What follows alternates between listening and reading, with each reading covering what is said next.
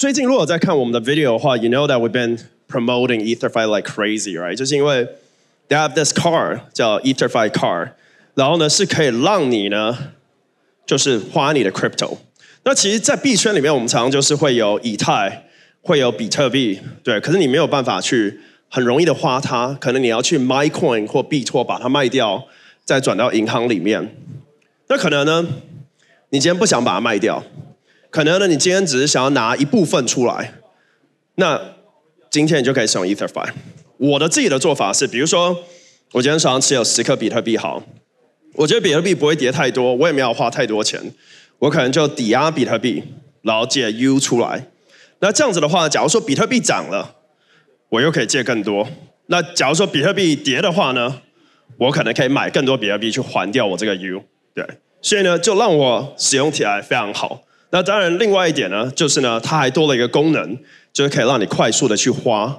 那 Ether.Fi 呢，它现在呢已经可以在你的这个 Apple Pay 里面使用，然后呢用起来真的非常好。你们知道，其实，在台湾的银行卡，就是假如说你的卡不见了，你就需要打电话给银行说，我卡遗失了，对，或者我忘记什么。Ether.Fi 里面就有个功能，你就可以直接把它 terminate， 那个卡就不能再被刷了。或是今天你要用额度，大家有没有觉得长信用卡额度很烦？就是说，我要提高一下额度，然后结果提高完后呢，你要降额度的时候又不能降回去，就常会有这种问题。然后 Ether.Fi 卡里面呢，它就可以直接让你去调你的 limit， 就假如说。我今天要刷$5000，我就是这一笔是$5000，后面我再调回$10都可以。那这样可以做什么？你一可以防止被盗刷，二呢，可能你要把卡给女朋友或太太，你就可以知道说，你今天不能让她刷太多，所以它就有这些很好的功能。然后它还有很多的这些 cashback， 就是呢，它会给这个3% 的 cashback，3%。然后最后一件事情呢是 Ether.Fi 呢，这次跟 Mrblock 我们合作，就是说呢，只要你是用 Ether.Fi 的新用户呢去注册，你就可以获得到它的这个$50的这个使用金，然后呢还有这个3% 的 cashback， 后面呢它还有各种的一些神秘奖品。那如果今天你有要去我们的派对的话呢，你只要用 Ether.Fi 的卡去刷，它还会再给你$20。对，所以呢，大家如果想要认识更多的话呢，大家可以到 Ether.Fi 的 booth。那让我们来 welcome Mike。Ether.Fi 的创始人 co-founder Mike, come up. I said a bunch already. Thank you. There you go. All right, thank you. What? Okay. All right. Well, thank you, Mr. Block, for hosting me. And yeah, it's my first time in Taiwan. Very beautiful country. I'm definitely going to be back next year for sure. Okay, so there we go.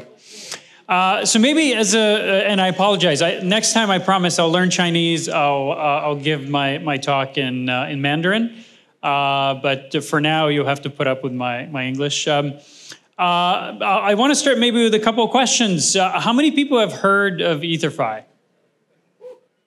Oh, that's not bad. Okay, that's a good 30-40%. How many actually use it? Either the card or staking? Oh, great. Well, thank you for being customers. So for those of you that aren't familiar, I'm going to tell you more about it. At the very highest level, we're a protocol on Ethereum. We have about 12 billion in TVL. We're one of the larger projects. And what we're doing, our mission ultimately is to create a viable alternative to banks. So we want to replace banks with non-custodial option that is cheaper, better, and just gives you more choices. And we call this concept the DeFi bank. Before getting into the details of Ether.Fi, I want to talk to you about this, the broader market that we're going after. The first generation, obviously, of banks that have been around for hundreds, I guess in some ways thousands of years, started to get challenged over the last few years by this new category called DeFi bank, called neobanks. Examples of this include companies like Revolut, Nubank, and I imagine there's local neobanks based here. And this market is already extremely large. I mean, it's about $150 billion revenue market. It's growing incredibly fast. 30-40% per year, and it represents a huge opportunity. Neobanks are already a big upgrade over traditional banking, but they have a lot of issues in that they're still custodial, so you don't really control your assets, and they don't plug into DeFi. They don't give you the flexibility to invest and use your assets in the way that you'd want. DeFi banks, on the other hand, which are crypto-native alternatives to banks. DeFi banks are not banks in that they don't take user deposits. They're non-custodial, but they can represent a viable alternative to banks and even neobanks. And structurally, DeFi banks have a number of advantages. In particular, they are just substantially cheaper. So for example, if Ether.Fi was a traditional bank with $12 billion in deposits, we likely would have to have 400 or 500 employees. Instead, Ether.Fi has 30 employees. So it is an order of magnitude cheaper to operate a DeFi bank than a traditional bank. In addition, by benefiting from the composability inherent in DeFi, DeFi banks can just offer much higher returns and much lower fees to users, which is hopefully one of the reasons that some of you already use Ether.Fi. And this represents a massive opportunity. Even just looking at the neobanking space, $150 billion of revenue is up for grabs. And of course, more broadly, we're talking about trillions of dollars in revenue. There's an opportunity to 100x, 1,000x, all the revenue that's generated by DeFi by actually onboarding users into a product that they can use in their day-to-day life on a daily basis. And that's what Ether.Fi is trying to do. If you want to try it out, you can download the mobile app on the iOS store, or just go to the URL, Ether.Fi, and try it out that way. What you'll see is something that looks and feels, or starts to look and feel very much like a traditional fintech. It is fully self-custodial.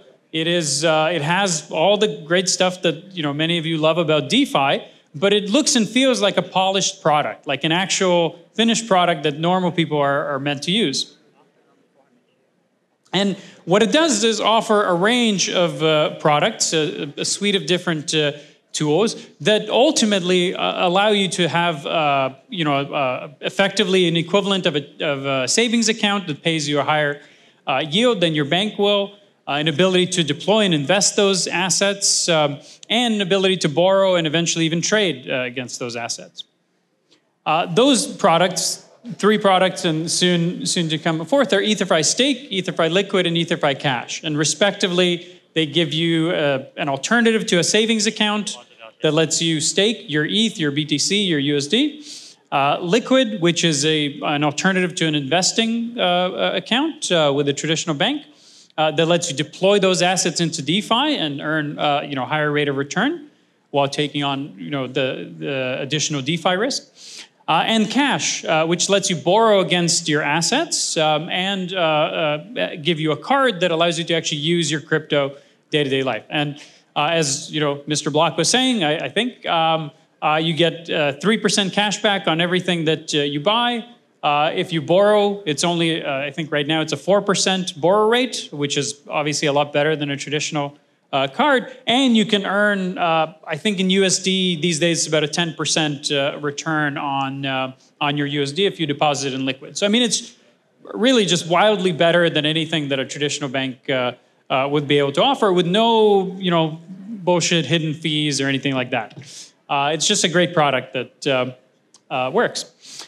Ether.Fi is also the most, I believe, or the most widely integrated product in DeFi. Hundreds and hundreds of protocols integrate our assets, our staking assets, so you don't lose that flexibility if you use Ether.Fi.